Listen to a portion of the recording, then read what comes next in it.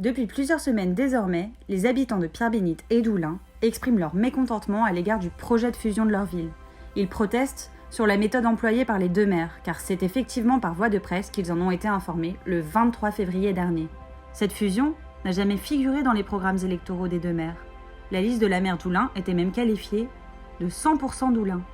Les opposants à ces méthodes antidémocratiques ont lancé plusieurs initiatives pour réclamer un référendum, dont 2 pétitions en ligne. Les deux maires ne veulent pas en entendre parler. Le maire de Pierre-Bénite tente de rassurer les habitants en affirmant que rien ne changera avec la fusion. Lorsqu'on sait que la Poste demande aux conseils municipaux des villes fusionnées de rebaptiser les rues dont les noms sont identiques, on peut se demander si cet argument est recevable.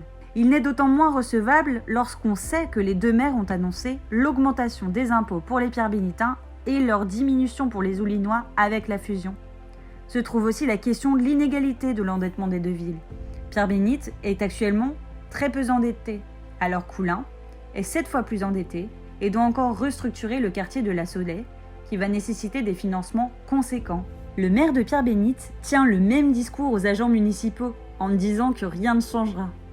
Pourtant, le ratio d'agents publics rapporté à la population est plus faible à Oulin, moins de 50% qu'à Pierre-Bénite. On peut donc penser que pour rééquilibrer cette situation, le personnel sera redistribué entre les deux villes avec la fusion. Lorsqu'on lit les derniers rapports qui sont parus sur les fusions, on note que les services publics en pâtissent, puisqu'effectivement, la fusion crée des doublons et conduit à une estimation de surcapacité de certains services. En général, cela se traduit par des suppressions d'emplois.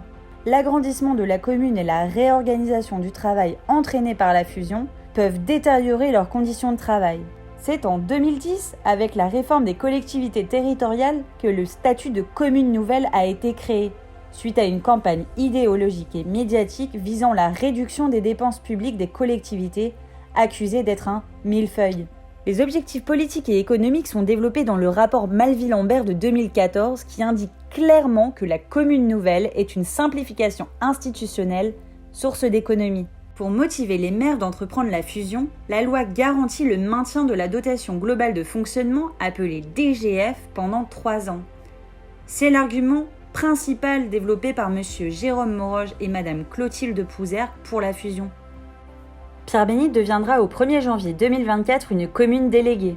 Dès l'entrée de la commune nouvelle dans le droit commun, en 2026, il est aussi possible que le maire de la nouvelle commune décide de la suppression de l'annexe à Pierre-Bénite pour réduire les coûts de fonctionnement. Les Pierre-Bénitains devraient alors se déplacer jusqu'à Oulin pour leurs démarches administratives. Les communes nouvelles ont aussi un impact sur le nombre de conseillers municipaux.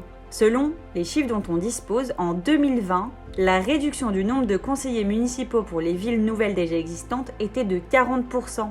Il n'est donc pas impensable que Pierre-Bénite n'ait plus alors beaucoup de conseillers municipaux élus en 2026, éloignant encore les citoyens de la ville des lieux de pouvoir et de décision qui seront désormais sur Oulin.